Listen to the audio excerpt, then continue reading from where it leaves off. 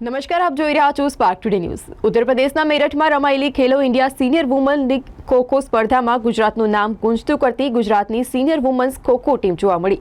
તાજેતરમાં જ ખેલો India kho-kho women's league નેશનલમાં રમાયેલી સ્પર્ધામાં ગુજરાતની વુમન્સ ખો-ખો ટીમને ઉત્કૃષ્ટ પ્રદર્શન કરી ત્રીજું સ્થાન હાંસલ કર્યું હતું, જેમાં ગુજરાતની તમામ વુમન્સ ટીમ ખેલાડીઓને બ્રોન્ઝ મેડલ એનાયત કરવામાં આવ્યો।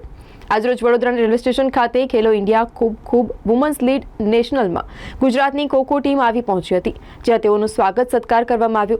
ઉત્કૃષ્ટ પ્રદર્શન બદલ પુષ્પહાર તેમજ તેમનું મોઢું મીઠું કરાવવામાં આવ્યું હતું।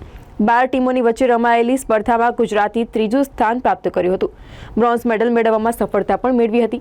આ પ્રસંગે તેમને શુભેચ્છાઓ પાઠવવા માટે વડોદરા જિલ્લા રમતગમત અધિકારી દિનેશ કદમ અને ગુજરાત રાજ્ય Olympic association joint secretary Laxman Karangaonkar સાથે જ ખૂબ ફેડરેશન ઓફ ઇન્ડિયાના એક્ઝિક્યુટિવ મેમ્બર નીતિન કાળે, સંતોષ ગરુડ વિશેષ રૂપે ઉપસ્થિત રહ્યા હતા અને રાજ્યની ટીમ ઉત્સાહભેર સ્વાગત વડોદરા રેલવે સ્ટેશન ખાતે કરવામાં આવ્યું હતું।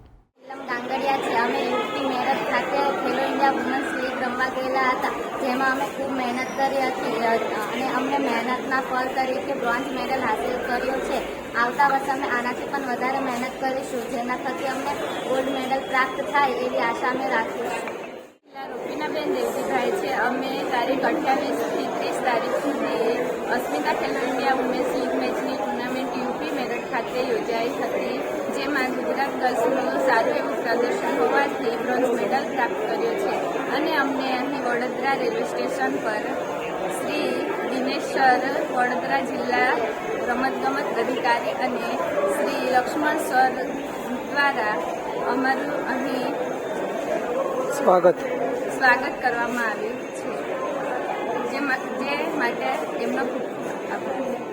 ખેલો ઇન્ડિયા લીગ છે, ખોખોની લીગ હતી સિનિયર નેશનલની, એ આપણી ગુજરાતની ટીમ અને ગુજરાતને ગૌરવ આપીને ત્યાંથી આવી છે, બ્રોન્ઝ મેડલ જીતીને મેરઠ ઉત્તર પ્રદેશ ખાતે આ સ્પર્ધાનું આયોજન કરવામાં આવ્યું હતું, જેમાં 12 ટીમોએ ભાગ લીધો।